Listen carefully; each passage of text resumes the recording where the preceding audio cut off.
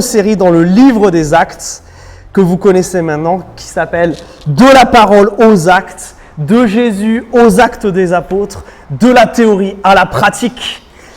Et on continue à creuser dans ce merveilleux livre. Et cette semaine, j'aimerais qu'on se pose la question suivante. Qu'est-ce qu'une église ? Qu'est-ce qu'une église ? Les chrétiens évangéliques, vous avez l'habitude de répondre, quand on dit ça avec un peu d'emphase, qu'une église, c'est un rassemblement de personnes, c'est pas un bâtiment. Et on est généralement très fiers de dire ça. Parce qu'on croit que fondamentalement, une église, c'est pas des pierres, mais c'est des gens. Et ça, c'est très vrai. Mais une fois qu'on a dit ça, on n'a pas encore dit grand-chose. Qu'est-ce qui définit une église ? Qu'est-ce qui fait que là, nous sommes une église ? Qu'est-ce que vous allez répondre quand lundi, au bureau, on va vous dire « Qu'est-ce que tu as fait ce week-end ?» et que vous allez dire « Je me suis réuni dimanche avec mon église. » On va dire « Quoi ?» Qu'est-ce que vous allez leur dire à ce moment-là ? Qu'est-ce qui fait que ce moment-là, il est spécial ? Qu'est-ce qui met une église à part de tout autre rassemblement humain ? Eh bien, je vous propose de continuer notre lecture de Acte 2 parce que justement, on va découvrir la première église. Après ce grand discours, vous vous rappelez de Pierre à la Pentecôte, ces événements incroyables où des langues de feu tombent sur les apôtres, qui se mettent à parler dans différentes langues et qui témoignent de Jésus-Christ. Juste après ça, Luc, l'auteur du livre des Actes, va nous montrer qu'est-ce que c'est qu'une église, va nous décrire ce qui s'y passe. Et donc, je vous invite à ouvrir vos Bibles à Actes chapitre 2. À la fin, on va commencer à lire à partir du verset 41. Et on va voir quatre choses qui mettent une église à part de tout groupement humain. Alors, je vous propose que nous commencions à lire à partir du verset 41. Acte 2, verset 41. Ceux qui accueillirent sa parole reçurent le baptême. Et ce jour-là, environ 3000 personnes furent ajoutées au nombre des croyants. Ils étaient assidus à l'enseignement des apôtres, à la communion fraternelle, au partage du pain et aux prières. La crainte s'emparait de chacun, et beaucoup de prodiges et de signes se produisaient par l'entremise des apôtres. Tous les croyants étaient ensemble et avaient tout en commun. Ils vendaient leurs biens et leurs possessions, et ils en partageaient le produit entre eux, selon les besoins de chacun. Chaque jour, ils étaient assidus au temple. D'un commun accord, ils rompaient le pain dans les maisons, et ils prenaient leur nourriture avec allégresse et simplicité de cœur. Ils louaient Dieu, et ils avaient la faveur de tout le peuple. Et le Seigneur ajoutait chaque jour à la communauté ceux qu'il sauvait. Amen. Ce premier verset-là, le 41, il nous dit une première chose qui est importante. C'est que l'Église, et c'est mon premier point, sont composées de gens qui croient Christ. Notez la manière dont j'ai écrit les choses. Des gens qui croient Christ. Pas des gens qui croient en Christ. Il y a une différence ici qui est fondamentale. Je peux croire en l'existence de mon ami Josué qui est ici. Mais est-ce que ça veut dire que je crois Josué quand il me dit quelque chose ? Dans son cas précis, oui. Mais pas forcément. Croire Christ, c'est plus que simplement reconnaître qu'il y a ce gars extraordinaire qui est venu il y a 2000 ans, qui est mort sur une croix, que c'est trop bien parce que ça veut dire que Jésus m'aime. C'est beaucoup plus que ça. Dieu ne nous appelle pas simplement à reconnaître qu'il existe et qu'il est bon. Non, bien sûr que non. Croire, ça veut littéralement dire faire confiance à Christ dans tous les domaines de sa vie. Et vivre non pas en fonction de ce que moi je ressens, de ce que pensent les autres, mais en fonction de ce que lui dit. Tout tourne autour de Jésus. Croire Christ, c'est lui soumettre ma manière de vivre. C'est lui soumettre mes émotions. On en a parlé en GDM cette semaine. C'est vivre ma vie professionnelle et ma vie familiale comme lui le veut, en fonction de ce que lui dit. Et pas comme les standards de cette société voudraient que je vive. Pas selon mes désirs. Croire Christ, c'est lui donner la priorité absolue. C'est sa voix qui prime sur toutes les autres. Et c'est choisir de dire lui avant tout le reste. Et ça, justement, ça se matérialise par deux choses. Et c'est ce qu'on voit à ce verset 41. C'est les deux choses qui matérialisent le fait que nous croyons Christ. Premièrement, nous recevons sa parole. Et dans ce que Pierre disait avant, ça parlait de la repentance. Ça veut dire venir à Dieu et lui dire, je sais bien comment je suis et je ne suis pas bien. Parce que moi, je commets le mal dans ce monde. Parce que c'est vrai qu'autour de moi, il y a du mal que je ne connais pas, c'est vrai qu'il y a du mal que je subis, mais mon cœur est une machine à problème. Mon cœur fait le mal, et ce mal me sépare profondément de Dieu. Et si je ne viens pas lui demander pardon, si je ne viens pas à ce que la Bible appelle se repentir, si je ne viens pas me laisser changer par son Esprit Saint, alors je suis condamné à passer une vie sur cette terre sans Dieu qui sera médiocre, et une éternité sans lui qui sera bien pire. Ça, c'est la repentance. Venir à Christ. Mais il n'y a pas que ça. On nous parle d'autre chose. On nous parle du baptême. On a terminé sur cette idée la semaine dernière et c'est par celle-là que je veux commencer aussi. Le baptême, c'est ce moment où je déclare publiquement « Je suis dans le camp de Jésus ». C'est comme quand un joueur de foot, vous savez, quand il change de club, il y a cette grande conférence de presse et tout d'un coup, ils apparaissent avec leur nouveau maillot tout frière et puis il y a les flashs de caméra et d'appareils photo et tout ça. Le baptême, c'est ce moment-là. C'est ce moment-là où tu déclares au monde spirituel et aux hommes que tu appartiens à Jésus, que tu crois ce qu'il dit et que donc maintenant, tu bâtis ta vie en fonction de lui. Mes amis, une église, c'est ça. C'est des gens qui croient Christ et qui le matérialisent par ces deux choses. Premièrement, la repentance et le baptême. Alors, comment ça s'applique ? Parce qu'il y en a certains d'entre vous qui me diront « moi, ça fait déjà un moment tout ça ». Mais j'aimerais vous rappeler que la repentance, ce n'est pas une fois. La repentance, c'est un style de vie. Chacun d'entre nous, même après avoir été baptisé, même après avoir été revenu à Christ, on continue à faire le mal. On en fait peut-être moins qu'avant. On fait peut-être des moins gros péchés, si ça peut exister. Mais on continue à faire le mal. On a besoin de développer cette manière de vivre qui remet Dieu en priorité, qui revient vers Dieu quand je pêche, qui n'utilise pas ma liberté incroyable en Christ pour être une excuse pour faire le mal. Non, développons une vie de repentance. Et le baptême, mes amis, j'aimerais vous rappeler quelque chose. C'est que c'est un commandement.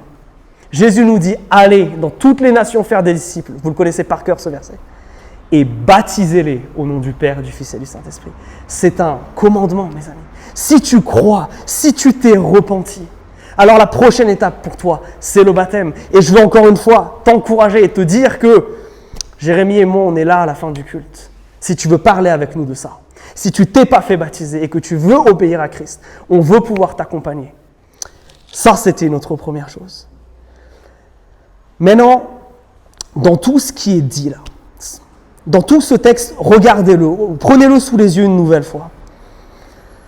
Regardez le nombre de mots qui sont au pluriel, le nombre de mots qui se finissent par un S, le nombre d'AIENT qu'il y a dans ce texte. Il y en a absolument partout. Ce texte, il est au pluriel. Pourquoi c'est important ça ? Parce qu'une église, c'est aussi ça.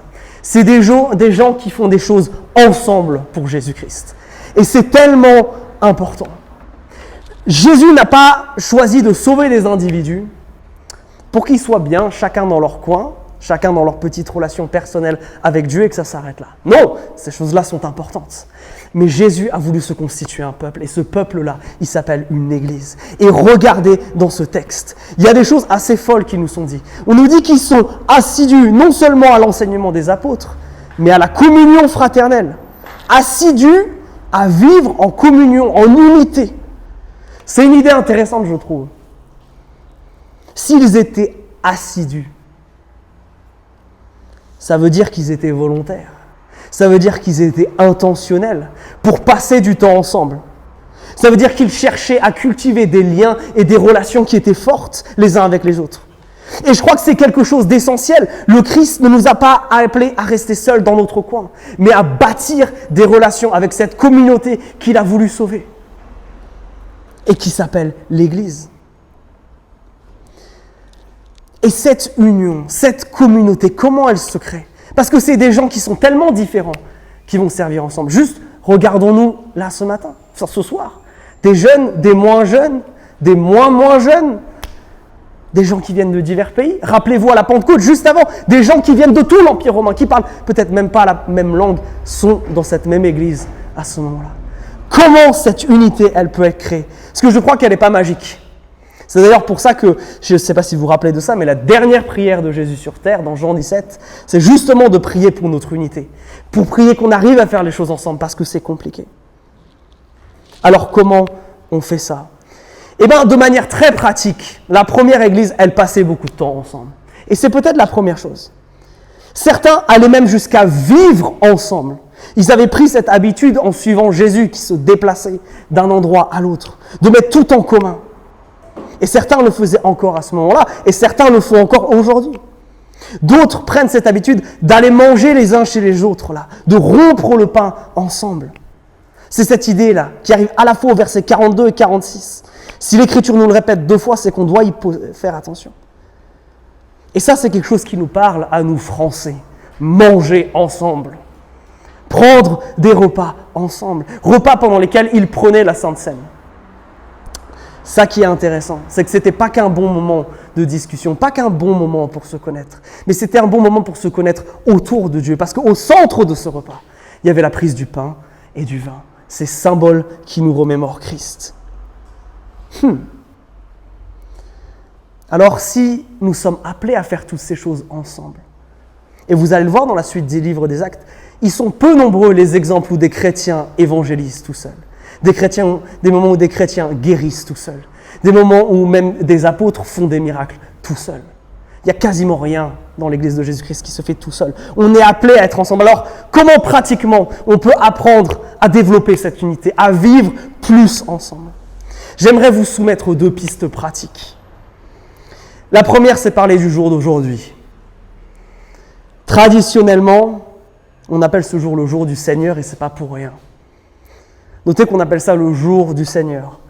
Pas le jour de Quentin, d'Évaline, de Josué, d'Élisabeth, de Jérémie. De faire de ce jour-là un jour qui appartient à Dieu et aux autres. Pas mon jour où je vais à la plage. Gardez le samedi pour vous. Mais faites du dimanche le jour pour Dieu. Le jour pendant lequel vous allez prendre le temps de venir un petit peu en avance. C'est pour ça qu'on vous dit de venir à 16h40. Pour parler, pour discuter, pour se découvrir, pour commencer à bâtir des choses. Faites de ces temps d'adoration, de ces temps en commun où on peut se rencontrer parce qu'on a tout ça dans nos agendas. Des priorités.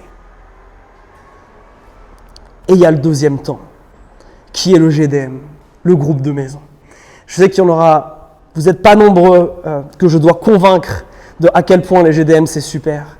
Mais c'est ce moment où on va pouvoir créer des relations vraiment fortes, des relations authentiques, des moments où on apprend à connaître le cœur des uns des autres, où on apprend à vraiment vivre cette communion fraternelle, où on partage nos luttes et on s'aide dans nos détresses, où on célèbre nos victoires et on se laisse transformer ensemble par la puissance de Jésus-Christ. Pratiquement, si vous voulez devenir faire partie de cet ensemble, je vous encourage à ces 2 choses. Pour vivre ensemble, prenez ces temps particuliers, que sont le dimanche, que sont ce soir de la semaine où vous avez GDM, pour construire ces liens forts, parce que Jésus veut nous utiliser tous ensemble.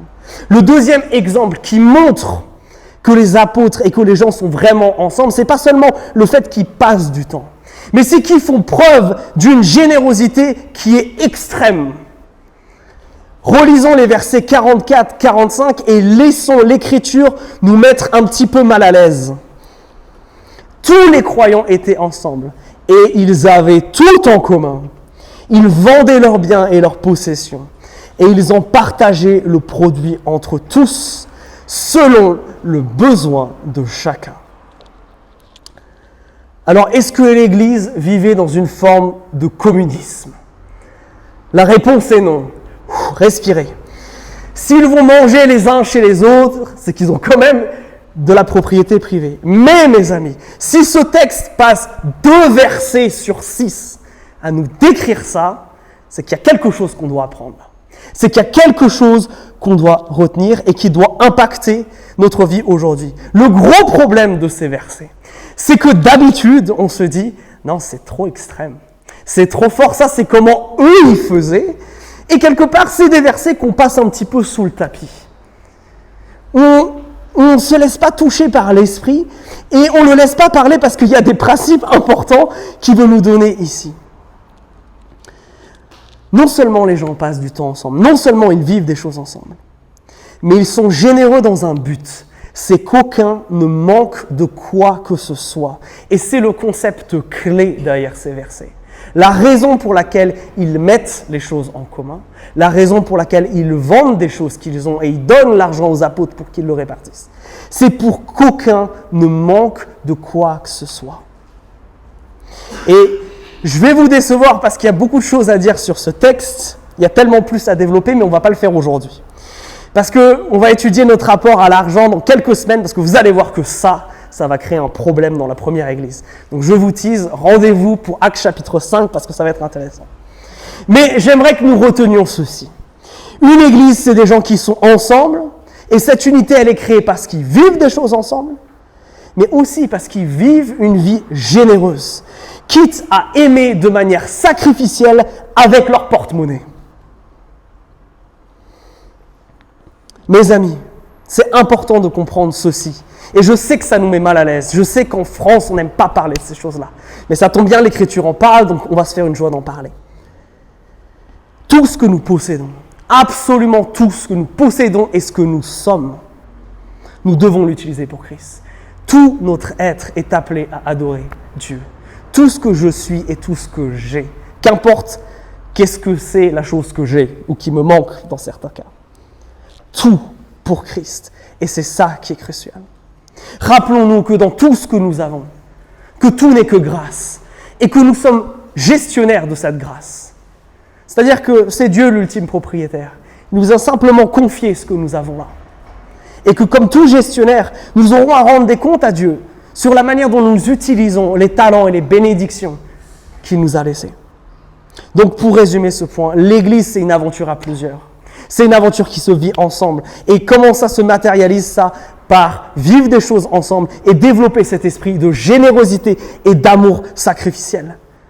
Parce que il faut vous rendre compte d'une chose, c'est que dans la première église, et on voit ça dans les témoignages des églises du 2e et 3e siècle, il y a un véritable malaise à l'idée que moi, j'ai plus qu'à satiété, plus que ce dont j'ai besoin, mais que mon frère ou ma sœur, qui a reçu la même grâce de Dieu que moi, qui est autant aimé de Dieu que moi, peut-être va pas avoir assez pour manger ce midi. Ça, c'est quelque chose qui les prend tellement aux tripes, qui mettent des choses en commun. Mon frère ou ma sœur qui souffre, mes amis, ça doit entraîner une action de notre part. Malheureusement, les chrétiens, bien trop souvent, nous restons insensibles à la misère et nous voulons donner à l'État la part que Dieu nous confie de faire, qui est d'aider, et surtout s'il s'agit de nos frères et sœurs. Mais j'ai bien conscience, et pour être très pratique encore une fois, que c'est dur de demander de l'aide. Moi-même, quand j'ai dû faire mes études aux États-Unis, c'était très très compliqué financièrement. Mais il y a une chose dont je me suis rendu compte au bout d'un moment, et je veux dire ça à ceux d'entre vous qui ont peut-être besoin d'aide, mais qui n'osent pas faire connaître leurs besoins. C'est que la réponse de Dieu à vos prières, elle passe le plus souvent par des frères et des sœurs. Et que c'est peut-être au travers de ça que Dieu veut vous bénir et que Dieu veut vous aider. Et moi, j'ai dû faire l'expérience humiliante, parce qu'il n'y a pas d'autre mot, de voir qu'au moment où j'ai dit à Dieu, c'est galère, et je vois que tu ne m'envoies pas des ressources de manière miraculeuse dans mon compte en banque, il va falloir donc que je demande. Qu'à ce moment-là, Dieu a béni, et fait que ça n'a plus jamais été un problème pour moi quand j'étais là-bas. Mais ça, c'est parce que Dieu a choisi de répondre comme ça. Et donc, j'aimerais vous encourager, ceux pour qui c'est peut-être un peu plus difficile, à jamais avoir peur de demander à l'Église, à jamais avoir peur de chercher de l'aide auprès de vos frères et vos sœurs, parce que nous pécherions si nous n'aiderions pas, parce que c'est ce que Christ nous commande. Troisième point, une Église, c'est aussi des gens qui cherchent à devenir comme Christ. Pourquoi je dis ça? Parce que regardez versets 41 et 46. Vous avez remarqué qu'on les cite souvent parce qu'il y a beaucoup de choses qui sont répétées. On nous dit qu'ils sont assidus à deux choses. Au temple, verset 41, à l'enseignement des apôtres, au verset 41, et au temple, verset 46. Qu'est-ce que ça traduit, ça? Le fait d'être assidu à aller écouter les apôtres quand ils vont aller évangéliser et quand ils vont parler de ce qu'ils ont vécu avec Christ. Qu'est-ce que ça implique d'aller au temple? Ça implique d'entendre parler de Jésus. Ça implique qu'un disciple de Christ, quelqu'un qui fait partie d'une église, il a envie de connaître Jésus parce qu'il a envie de devenir comme Jésus. Notre modèle, c'est Jésus-Christ. Et on ne va pas devenir magiquement comme Christ. Non, ça c'est clair que non. On va avoir besoin de le connaître. Et pour le connaître, on va avoir besoin de prendre le temps de plonger dans l'Écriture, d'aller écouter ce qu'il nous a à dire. Notamment parce qu'il nous a laissé un bouquin que vous êtes en train de lire qui s'appelle la Bible. Il a choisi de nous parler au travers de ça. Il a choisi de se révéler au travers de ça. Une église, c'est des gens qui cherchent à devenir comme Christ. Et ils sont assidus, intentionnels, volontaires, prêts à entendre parler de Christ. Mais notez encore une fois que tout ça, ça se fait ensemble. Tiens. Ensemble, c'est pas tout seul. Apprendre qui est Jésus ensemble. Voilà la pensée de la première Église.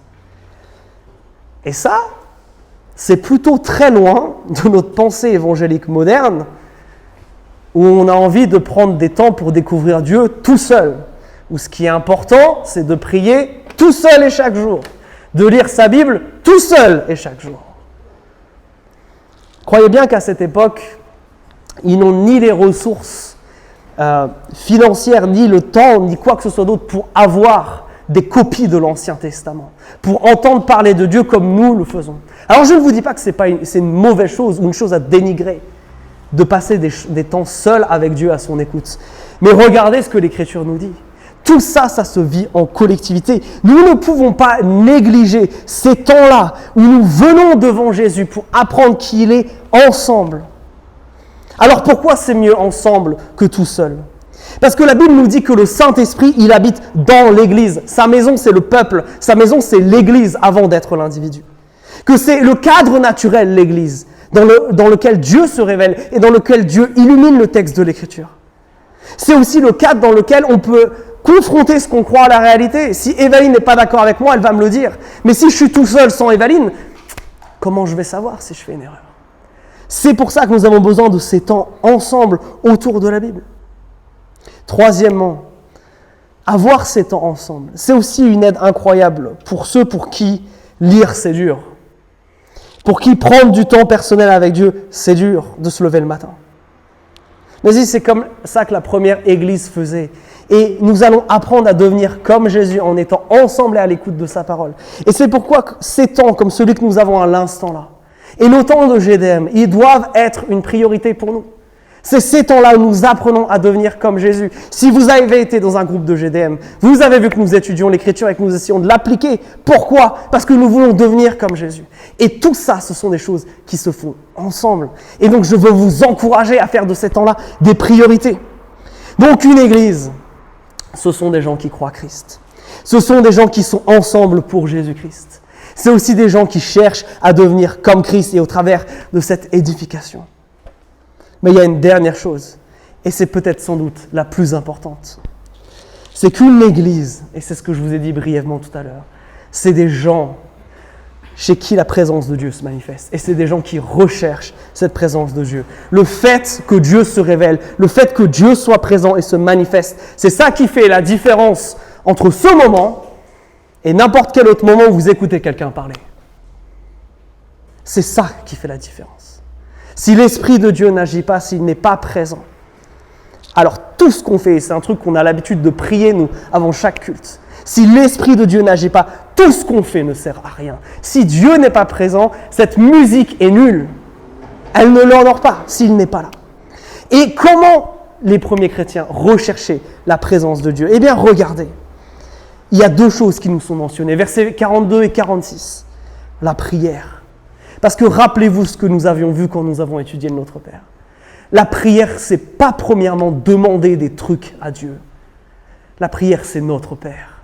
La prière, c'est parler à Dieu. C'est un temps de relation. C'est un temps dans sa présence. C'est un temps où je dis à Dieu, je suis disponible, je te parle, tu me parles. C'est un temps où je me connecte à lui. C'est pour ça que la prière, elle est fondamentale. C'est pour ça que nous voulons être une église qui prie. Parce que nous voulons être une église connectée à Jésus-Christ.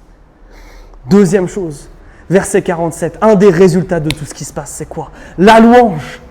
Et oui, la louange. Et c'est pour ça que le fait d'adorer Dieu avec nos voix et directement, ça a toujours été quelque chose qui a été présent dans l'Église et qui a repris du poil de la bête avec chaque réveil dans l'histoire de l'Église.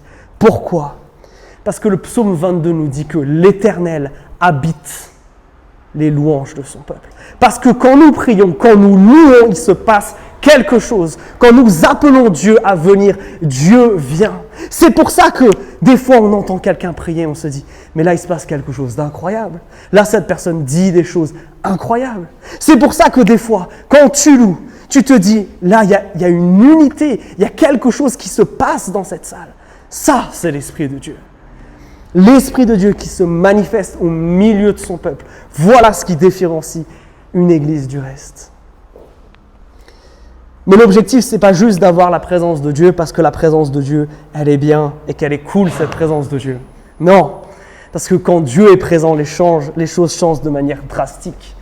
Verset 41, 3000 personnes sont sauvées. Verset 47, chaque jour, l'Éternel ajoute des gens à l'église. Parce que quand la présence de Dieu vient, alors tout change. Mais certains d'entre vous vont être sceptiques et me diront, mais Quentin, on croit que Dieu, il est omniprésent, il est partout à la fois, qui fait que le dimanche matin, il peut écouter à peu près tout le monde, ou le dimanche soir, on est un peu moins nombreux, mais il peut écouter tout le monde dans tous les pays en même temps. C'est bien que Dieu peut être présent partout, c'est vrai. Mais il y a une différence entre le fait que Dieu soit présent partout et la manière dont il manifeste sa présence. Prenez l'exemple du peuple d'Israël pendant l'Exode.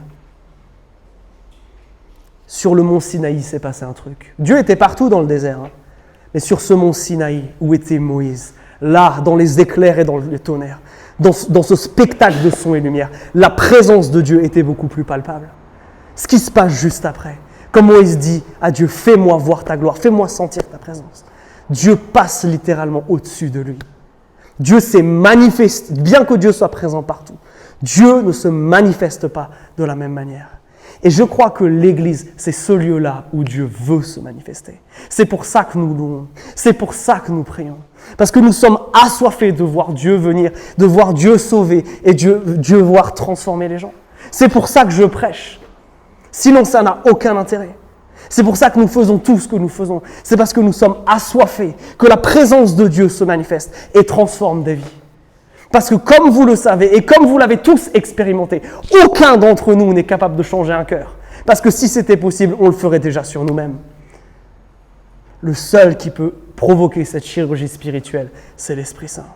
Et c'est quand il vient avec force. Alors mes amis, une église, c'est tout ça. Un lieu, je devrais dire, un peuple dans lequel Dieu se révèle. Des gens qui croient Christ, qui bâtissent, je vais y arriver, leur vie sur ce que Christ a dit, qui sont ensemble pour lui, qui font les choses ensemble. Et ça se démontre par le temps qu'ils passent ensemble, par la générosité et par l'esprit d'amour qui est au milieu d'eux. Et enfin, c'est des gens qui ont une grande quête dans la vie, chercher à ressembler à Jésus-Christ. C'est ça, une église. Alors mes amis, si vous êtes là ce soir, c'est que de tout ça, vous en avez au moins compris des morceaux. Mais si c'est tout ça que Dieu veut que nous vivions, vous serez d'accord avec moi qu'il y a des progrès qu'on doit faire, des choses qui doivent changer. Est-ce que vous êtes assoiffés de la présence de Christ? Est-ce que ce que vous venez chercher dans ces rencontres et dans ces lieux, c'est pas de la jolie musique, c'est pas une prédication sympa et c'est pas un verre d'eau, mais c'est la présence du Dieu vivant. Parce que si nous ne venons pas pour ça, nous nous trompons d'objectif. C'est ce que Dieu vient faire ici, se révéler. C'est pour ça que nous sommes là. Et notez ces 3 manières dont l'Église se comporte. Des gens qui bâtissent leur vie sur Christ. Est-ce qu'ils croient à Christ? Est-ce que ça, tu l'as manifesté? Par une vie dont le leitmotiv, c'est la repentance. Et par cet événement si important du baptême. Est-ce que tu arrives à vivre ce ensemble pour Christ? Pour moi, c'est le plus dur. À être intentionnel pour vivre des temps avec tes frères et sœurs. Avec ceux que Dieu aime autant que toi et qui a sauvé. Et est-ce que ton cœur est assez grand et assez malléable pour que le Saint-Esprit le touche par la misère de tes frères et de tes sœurs et de ceux qui en ont besoin? Est-ce que tu as conscience que ce que tu as, tu en es gestionnaire pour le royaume de Dieu et que tu dois l'utiliser pour bâtir son royaume et pas le tien? Tout ça, ça nous fait réfléchir, les amis. Alors, j'aimerais vous inviter à prendre un temps, à fermer les yeux, un instant, et à laisser le Saint-Esprit vous parler. Est-ce que dans tout ce qui a été dit là, il y a quelque chose qui parle à vos cœurs? Comment le Saint-Esprit vous parle là? Parce qu'il va falloir que nous lui répondions à ce Saint-Esprit. Qu'est-ce qui doit changer dans ma vie? Qu'est-ce que Dieu veut transformer? Où est-ce que j'ai besoin d'appeler la grâce de Dieu pour ne plus être le même en sortant de cette pièce?